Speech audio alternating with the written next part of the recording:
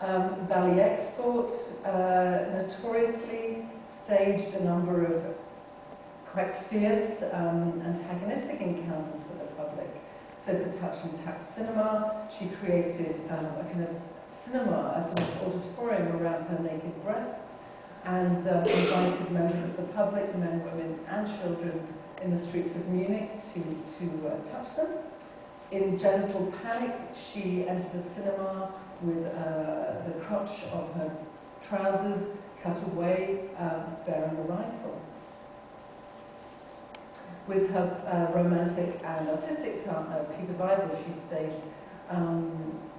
staged this piece where she marched him around as if he were a dog. This was another very celebrated work, and the description you can see.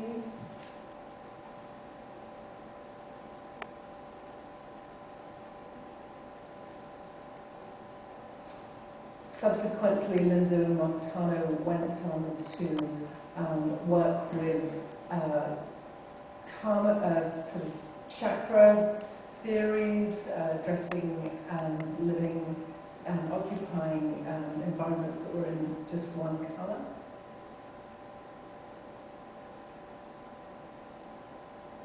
This is rather strange. It's written as if in the third person, but it comes from her website.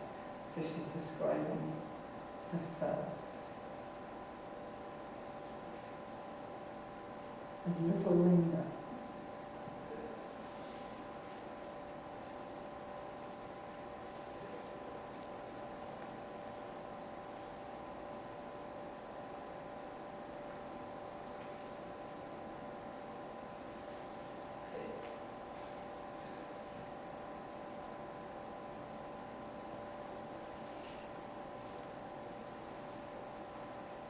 And she held sessions at the New Museum in New York over the course of a year.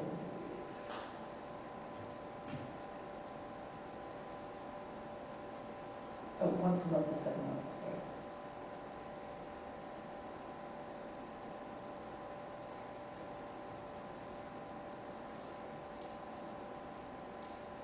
This point number 10, if you set yourself up as an authority figure, counsellor, this crops up in a number of ways. I'm going to highlight. Marina Abramovich, who is now, of course, extremely well known, having held eye contact with members of the public over the course of about 10 weeks at MoMA until very recently. But in the early 70s, she was working in small spaces in Yugoslavia, both on her own and with her, again, romantic and collaborative partner, Ulay.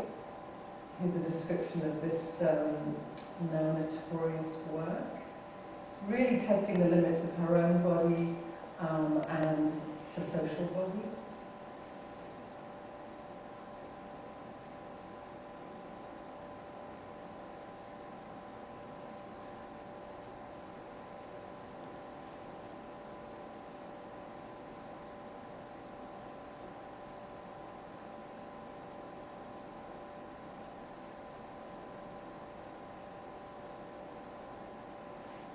This is a work that was restaged as part of her MoMA exhibition, but with rather sort of young, lovely dancers.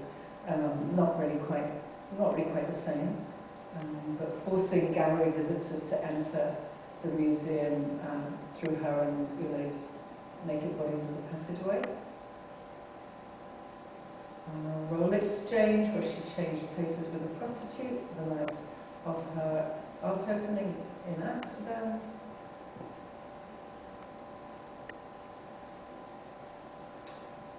And the work of Adrian Piper, really coming out of philosophy, Kantian and particularly Hegelian philosophy, creating antagonistic, odd situations in public to provoke a reaction and sort of help understand her own identity as it related, as it came into contact with others. She said of this series, and I'll give you the breakdown in this overhead, she said the significance and experience of the Catalysis series is defined as completely as possible by the viewer's reaction and interpretation. Ideally, the work has no meaning or independent existence outside of its function as a medium of change. It exists only as a catalytic agent between myself and the viewer. And one of the kind of key aspects of her work is that as a very light-skinned African-American woman, she would often find herself in situations where the people she was with, who didn't know her beforehand, would mistake her for white. So she made a number of works about this, exaggerating her blackness in these ads that she put into the Village Voice. And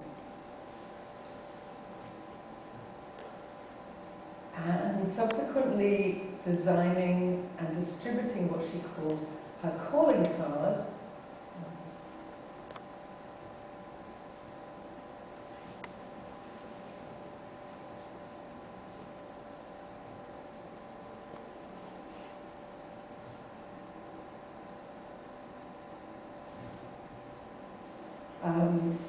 This was created to avoid having to confront people who had made racist comments in her company, not realizing that she was a person of colour. She's also made one that she gives out in bars, or that she gave out in bars to kind of creepy guys, maybe women too, just saying, you know, please leave me alone. I'm here on my own because I want to be. But I think the Iron Black one is the real classic. And I saw it appropriated recently for a project, an activist project defending the rights of sex offenders to freedom of movement after they had seen through their sentences. I'm a sex offender. Quite interesting to see it appropriated in that way. A very key figure from very much, now we are really in the feminist era, Suzanne Lacey participated in Woman House, which of course was the important early 70s feminist art project at Cal Arts, which was set up by Julie Chicago and Miriam Shapiro. Woman House is what they took over an abandoned house and turned each room into an installation that reflected women's ideas of their domestic confinement and oppression.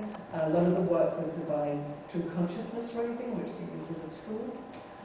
Subsequently, Suzanne Lacey went on to make very powerful public art, whereas a number of the works I'm going to look at today are quite subtle and even whimsical. Suzanne Lacey was always very in your face and very much designed to create a media spectacle.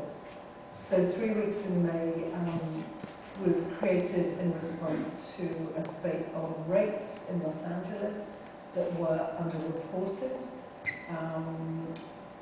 And in addition to this public performance, there were workshops, there were talks, there were radio interviews. So it was a very kind of socially complex work. And that's really true of all Suzanne Lacey's work. She really tries to kind of use a very strong spectacle, which will gain media attention, with a huge amount of process. There's always a lot of community involvement, discussion, collaboration with the subject of her work. She's gone on to make works with elderly people, elderly women, and I'll show you a few images from that, and also with young urban kids in Oakland, California, where she lives. And her work, one of the arguments for why her work hasn't really received a lot of validation within the art world is it doesn't exist as just an image. It exists as a project, as a process, it exists over time, and that's quite hard for the art world to deal with because the art world likes things that are kind of an instant hit and reproducible, and also purchasable. And so Suzanne Lacey is very aware of that, and she treads a line. This was a work that she made with elderly women in La Jolla, and this is a description. She's I think she's sort of gone back and forth. At one stage, not wanting validation in the art world and really seeing her work as social practice. But then the consequences of that being difficult to take because it's hard to fund her projects, it's hard to earn a living, and having to get funding from social services is another kind of problem. So one of her books is called Leaving the Art World, and I think that's always been an issue for her. She studied under Alan Capra, who considers him a mentor, and sort of the idea that art and life could be fused is really central to her. But I think now she's in a bit of a revisionist phase of wanting a bit more art world recognition for these incredibly intense and complicated projects that she's staged. For the Crystal Quilt, she worked with her previous professor, Miriam Shapiro. So this quilt structure that comes out of this public event is very much informed by ideas of pattern decoration and reclamation of female craft. That's really important. I'm sorry? What do I get? What? Terrible. I'm so sorry. I didn't mean it. And all this information is available on her website. So apologies for going through it a little bit quickly. There's just a lot of information about the sort of very layered way in which she works with different communities. And, we don't really have time for this, but yeah. Here's her website, and it's a good one. Her work is featured in one book around relational art, which is called Conversation Pieces, and I'm sure some of you read it, by Grant H. Kester. He lays out a very interesting argument for why a lot of this process, time, participatory-based work has eluded critical evaluation. The work that he focuses on, the work that book is called Conversation Pieces, so he's really looking at work that is specifically conversational, dialectic, and he's somebody who's trained in aesthetic theory, so he's very good at sort of setting up the problems for this kind of work. Not all the artworks that he then goes on to celebrate are very interesting, unfortunately, although I do think Suzanne Lacey, he talks about Suzanne Lacey and Nathan Piper are two of the strong artists that he develops a lot of attention to. So just a few more examples. We're now in the kind of, the queer pop 90s. Annie Sprinkles, public events where she invited women to examine her cervix as well as their own. Back a bit to Diamela L. Titz. She's really known more as a writer from Chile. A novelist at the height of the Pinochet dictatorship. She staged a series of actions outside of brothel, inflicting cuts and bruises on herself, washing the sidewalks. Again, there's a lot of this interest in the low, lowly activities, but also the low plane. And in the back of my mind, I was thinking, Simone de Beauvoir, talking about sort of transcendence and immanence, and how woman's confinement to domesticity and repetitive tasks, traps her and prevents her from being creative, and these artists are kind of playing with that. So Diamela L. Titz then, so she washes the sidewalk and projects a video of her self-abuse on a wall opposite the brothel. Barbara Smith, I didn't really know about her work when I put together that source book, but if I had, I absolutely would have included her. Very, very key figure. She